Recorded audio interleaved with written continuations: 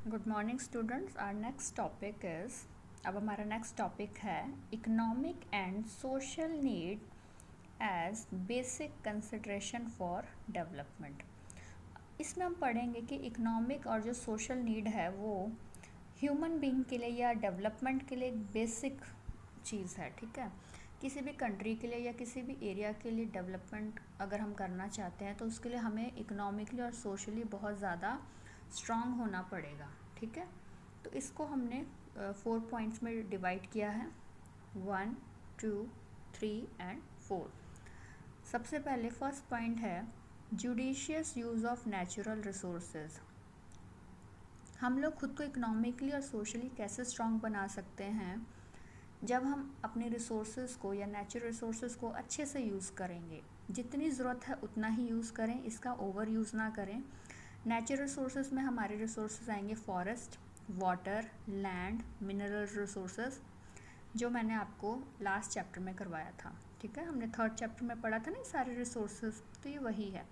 तो इन रिसोर्सेज को अगर हम अच्छे से यूज़ करेंगे, जुडिशियस वे में यूज़ करेंगे, जितनी ज़रूरत है उतना ही यूज़ करेंगे और इनका बचाव करेंगे, तो ही हम इकोनॉमिकली और सोशली स्ट्रांग बन सकते हैं और कंट्री की डेवलपमेंट कर सकते हैं और फैसिलिटीज़ भी प्रोवाइड कर सकते हैं। Next is development does not means destruction. Development करो लेकिन उसका मतलब ये नहीं कि डिस्ट्रक्शन करो। डेवलपमेंट करो लेकिन रिसोर्सेज को हार्म मत पहुंचाओ। रिसोर्सेज को प्रॉपर वे में यूज़ करो और डेवलपमेंट भी करो अगर डेवलपमेंट करनी है। फॉर एग्जांपल कि हमें 100 पेड़ों की ज़रूरत है, लकड़ी की ज़रूरत है डेवलपमेंट करनी किसी भी चीज़ की। अगर हम 100 पेड़ों की को काटते हैं लकड़ी लेने के लिए, तो हमें उसकी जगह 200 पेड़ लगाने भी चाहिए। ठीक है, मतलब हमारी डेवलपमेंट ऐसी हुए कि हम नुकसान भी ना करें। तो development does not means destruction. Development करो लेकिन उसका मतलब ये नहीं कि आप डिस्ट्रक्शन करो, हार्म करो कंट्री को या रिसोर्सेज जो हमारे उनको ख़त्म कर दो, तबाह कर दो। Next is pollution free development. Development कैसी होनी चाहिए हमारी? पॉल्यूशन फ्री होनी चाहिए। ठीक है, जैसे फैक्ट्री से, इंडस्ट्री से इतना धुआं आ रहा है, एयर पॉल्यूशन हो रहा है। एयर पॉल्यूशन में कौन सी गैसेस प्रेजेंट है? हार्मफुल गैसेस कौन सी हैं? Carbon dioxide, carbon monoxide, chlorofluorocarbon, है ना, सल्फर डाइऑक्साइड। ये सारी गैसेस जो बहुत हार्मफुल है ह्यूमन हेल्थ के लिए, लिविंग ऑर्गेनिजम्स के लिए। ठीक है, ओजोन लेयर डिप्लीशन हो रहा है, एसिड रेन हो रहा है, ग्लोबल वार्मिंग हो रहा है, ये सारी प्रॉब्लम आ रही है। तो हमारी जो डेवलपमेंट है वो पॉल्यूशन फ्री होनी चाहिए। हमें वो रिसोर्सेज यूज़ करने चाहिए जो पॉल्यूशन ना करते हों या कम से कम करते हो और इन्वायरमेंट को हार्म ना करते हो। Next is development and global crisis. Development हम कर रहे हैं और साथ ही साथ ग्लोबल क्राइसिस भी हो रहा है। ग्लोबल क्राइसिस में आप सारी प्रॉब्लम बताएंगे, ozone layer depletion, acid rain, green house gases, pollution, air pollution, water pollution, noise pollution, soil pollution. ठीक है, तो ये क्या हो रहा है कि डेवलपमेंट करने की वजह से ही ग्लोबल क्राइसिस आ रही है और ये सारी प्रॉब्लम आ रही हैं। तो ये हमारे 4 पॉइंट्स थे। आप ऐसे ही फ्लो चार्ट बनाएंगे और बुक की हेल्प से इनको अच्छे से एक्सप्लेन करके लिखेंगे। सभी पॉइंट्स के कम से कम 3-4 लाइंस में आपने एक्सप्लेन करना है। ठीक है, उसके बाद आ जाता है हमारा नेक्स्ट टॉपिक है industry and agriculture as major sectors of development. यहाँ पर क्वेश्चन भी बन जाता है कि कौन से 2 मेजर सेक्टर्स हैं जो डेवलपमेंट में हेल्प करती हैं। तो आप बताएंगे इंडस्ट्रीज़ एंड एग्रीकल्चर। ठीक है, ये ध्यान रखना। तो यहाँ बात हो रही है कि इंडस्ट्रीज़ और जो एग्रीकल्चर है वो एज अ मेजर सेक्टर काम कर रही हैं डेवलपमेंट के लिए। मतलब इन दोनों का सबसे बड़ा हाथ है किसी भी कंट्री की डेवलपमेंट के लिए। अब इंडस्ट्रीज़ क्या है? इंडस्ट्रीज़ का क्या है कि हम बताएंगे कि जितना भी हमारा रॉ मटेरियल है, किसी भी काम का प्रोडक्शन करने के लिए हमें इंडस्ट्री की ज़रूरत होती है। तो जितना भी रॉ मटेरियल है वो हमारा इंडस्ट्रीज़ में जाता है, फैक्ट्रीज़ में जाता है, वहाँ से वो सारा मटेरियल जो है प्रोडक्ट में बनकर कन्वर्ट होता है और हम तक पहुँचता है। जितना भी आप मार्केट में देखते हैं, चाहे वो दालें हैं, ठीक है, चाहे वो आपके बिस्किट्स हैं, चाहे आप मैगी की बात करते हैं, कॉर्नफ्लेक्स की बात करते हैं, या और भी जो आप बिस्किट्स ले रहे हैं डिफरेंट वैरायटीज़ की, तो ये सारा कैसे आ रहा है? एग्रीकल्चर से आया रॉ मटेरियल, फिर गया फैक्ट्रीज़ में, फैक्ट्रीज़ के बाद वो कन्वर्ट हुआ प्रोडक्ट में, फिर आप तक आया। ऐसे ही हम क्लोथ्स की बात करें, गारमेंट इंडस्ट्रीज़ है ना, पहले तो धागा कैसे बनाया जाता है वो सारा प्रोसेस चलता है, धागा बनेगा, फिर कपड़ा बनता है, कपड़े से फिर उसको ड्रेस में कन्वर्ट किया जाता है, तब हम तक सारा प्रोडक्ट बनकर आता है। तो ये किसकी वजह से है? इंडस्ट्रीज़ की वजह से है, ठीक है।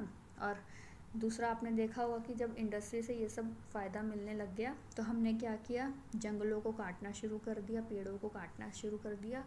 क्यों? क्योंकि हमने देखा कि इंडस्ट्री से तो बड़ा काम जल्दी जल्दी होने लग गया, बहुत फ़ायदा मिलने लग गया, तो हमने पेड़ों को काट के लैंड, हमें ज़मीन चाहिए थी, ज़मीन बनाई और वहाँ पर इंडस्ट्रीज़ सेटअप करने शुरू कर दिए। फैक्ट्रीज़ की जितनी ज़्यादा इंडस्ट्रीज़ होएगी उतना ज़्यादा प्रोडक्शन होएगा, उतना माल बनकर आएगा, उतना सामान का आयात निर्यात होगा और उतनी डेवलपमेंट होएगी।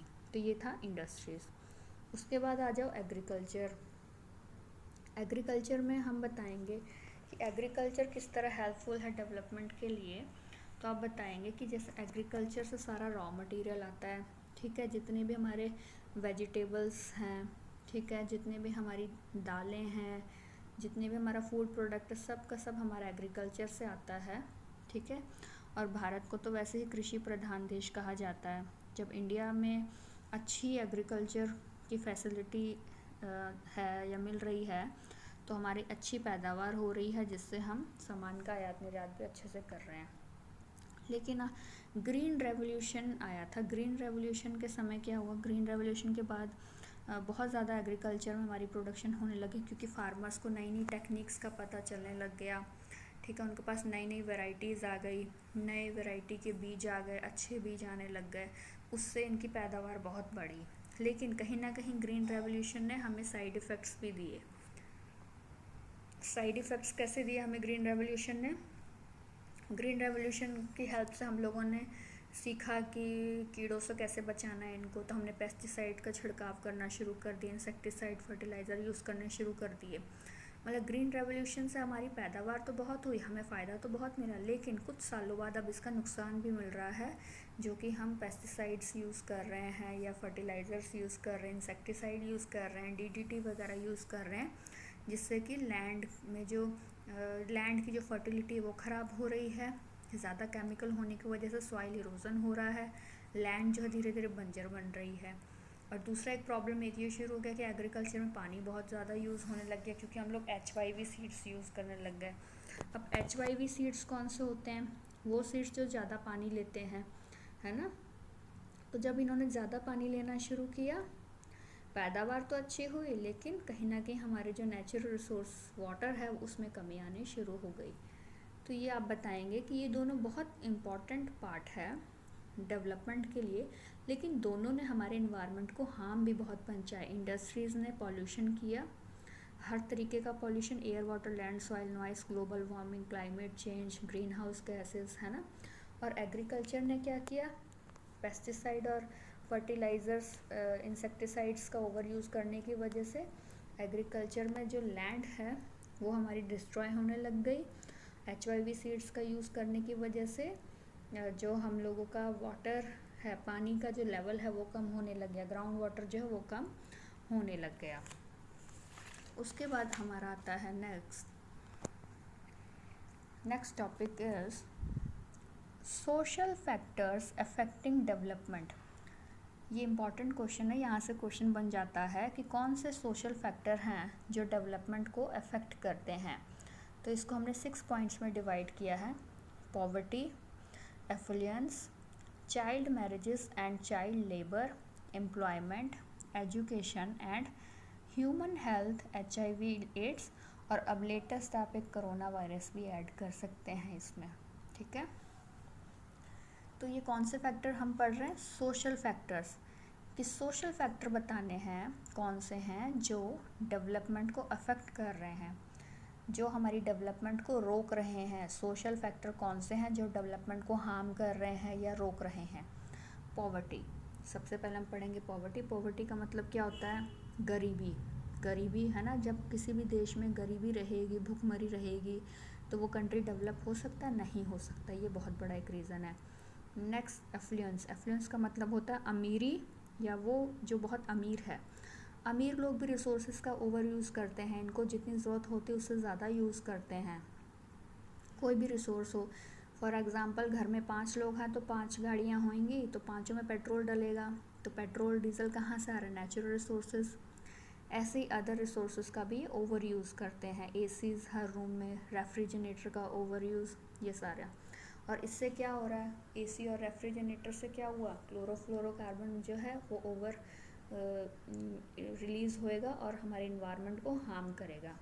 Next, child marriage and child labour. Child marriage, बचपन में शादी कर देना बच्चों की, छोटे छोटे बच्चों से लेबरिंग का काम करवाना दुकानों में, है ना, या मजदूरी का काम करवाना, ये भी जो है किसी कंट्री की डेवलपमेंट नहीं होने देता, क्योंकि इस समय इन बच्चों को एजुकेशन देनी चाहिए ताकि कंट्री की डेवलपमेंट कर सके, लेकिन ये काम कर रहे हैं। उसके बाद एम्प्लॉयमेंट, जॉब ना मिलना, ये भी एक प्रॉब्लम है। सभी को जॉब मिलनी चाहिए, जॉब फैसिलिटीज़ मिलनी चाहिए ताकि वो अपना कंट्री का डेवलपमेंट कर सकें। एजुकेशन ना मिलना, अभी हम चलाते हैं ना मुहिम हर घर शिक्षा या घर घर शिक्षा, मतलब वही कि सबको एजुकेशन प्रोवाइड होना, ये बहुत ज़रूरी है, क्योंकि आप एजुकेटेड होंगे तो ही आप कंट्री की डेवलपमेंट के लिए खुद की पार्टिसिपेशन शो कर सकता है कि मैं भी कंट्री की डेवलपमेंट में भागीदार हूँ। Next is health issues, human health issues, जो कोई भी हेल्थ से रिलेटेड प्रॉब्लम ऐसी जो आपकी कंट्री की डेवलपमेंट नहीं होने दे रही है। पहले जो था HIV एड्स जैसी बीमारियों की बात होती थी कि ऐसी बीमारियां अगर हो जाएं तो हम अपनी कंट्री की डेवलपमेंट नहीं कर सकते, लेकिन अभी लेटेस्ट हम ये कोरोना वायरस का भी एग्जांपल दे सकते हैं। क्यों? क्योंकि आपने देखा होगा कोरोना वायरस की वजह से सब कुछ बंद हो गया, जिससे कि कंट्री को बहुत बड़ा आर्थिक नुकसान सहना पड़ा, चाहे वो कोई भी कंट्री हो। सारा डेवलपमेंट रुक गया, सारे स्कूल्स कॉलेजेस बंद हो गए, शॉप्स बंद हो गए, फैक्ट्रीज बंद हो गई, तो इससे क्या हुआ, डेवलपमेंट में स्टॉप आ गया, है ना। तो इस तरह की प्रॉब्लम्स, तो ये सोशल फैक्टर्स ही या सोसाइटी से रिलेटेड ही प्रॉब्लम है ना। तो आप ये 6-7 पॉइंट बता सकते हैं। उसके बाद आपको एक क्वेश्चन आ जाता है बेटा कई बार कि HIV का फुल फॉर्म बताओ, ठीक है। तो HIV का फुल फॉर्म क्या है? Human immunodeficiency virus. Next, AIDS का फुल फॉर्म बताओ, एक्वायर्ड इम्यूनो डेफिशिएंसी सिंड्रोम। अब आपका इस चैप्टर का ये लास्ट टॉपिक है। Last topic is social, cultural and ethical values. Social society से रिलेटेड, कल्चरल कि आपके कल्चर्स कैसे हैं, एथिकल कि आपके एथिक्स क्या है, रिस्पॉन्सिबिलिटीज़ क्या है। इन तीनों चीज़ों से मिलकर जो हम पढ़ेंगे थोड़ा सा कि इनकी क्या वैल्यूज़ हैं, या क्या है कि हम लोग जो अपनी कंट्री की डेवलपमेंट कर रहे हैं, ठीक है। तो अगर हम बात करें, value of a society affect its economic development, we need to adopt some new social, cultural and ethical moral values. Ethical and moral same ही है। जब हमें बहुत ज़रूरी है खुद में अडॉप्ट करना, सोशली भी हमें डेवलप होना ज़रूरी है, कल्चर भी हमारे अच्छे होने चाहिए, इसकी भी डेवलपमेंट होनी चाहिए, एथिकल और जो हमारी मोरल वैल्यूज़ है ये भी हमें पता होनी चाहिए। हम कहते हैं ना कि हमारी एक ओवरऑल डेवलपमेंट होनी चाहिए, हमारे बिहेवियर अच्छा होना चाहिए, हमें सबका रिस्पेक्ट करना चाहिए, हमें कंट्री के लिए काम करना चाहिए, ये सारी चीज़ें आ जाती हैं इसमें, ठीक है। Such values as to make us dutiful along, वही कि हमारी ड्यूटीज़ होनी चाहिए कंट्री को लेके, जो हम स्टार्टिंग से ही बढ़ाते हैं आपको, बच्चों को हम कहते हैं ना कि आपका जो मैनर्स हैं वो अच्छे होने चाहिए। तो ये ओवरऑल आ जाता है, बचपन से सिखाया जाता है कि बड़ों का सम्मान करो, आपके अच्छे मैनर्स होने चाहिए। धीरे धीरे फिर आप जहाँ काम कर, जिस स्कूल में पढ़ते हैं उस स्कूल से रिलेटेड आपके अच्छे मैनर्स होने चाहिए। फिर कॉलेज की बात आती है, फिर जॉब की, कि जॉब के लिए आपको बिल्कुल पॉजिटिव होने चाहिए, आपको बढ़ चढ़ कर काम करना है, तभी आप कंट्री की डेवलपमेंट भी कर पाएंगे। तो ये सारी चीज़ें आ जाती हैं, आपको मोटिवेट रहना है हर समय, ठीक है। It is only then that along with development we can protect our environment. लेकिन साथ ही साथ हमें क्या करना है, हम लोग डेवलपमेंट की तो बात कर रहे हैं, कि हमने डेवलपमेंट करना, लेकिन साथ ही साथ हमने डेवलपमेंट के साथ ही साथ अपने इन्वायरमेंट की प्रोटेक्शन भी करनी है, क्योंकि इन्वायरमेंट से ही हमें सब कुछ मिल रहा है। हमारा जो भी नेचुरल रिसोर्सेज है वो हमें इन्वायरमेंट ही दे रहा है और उसकी हेल्प से ही हम डेवलपमेंट कर रहे हैं। ठीक है, तो ये आ जाता है इसमें। तो बेटा आपका ये चैप्टर यहीं कंप्लीट होता है। Thank you so much.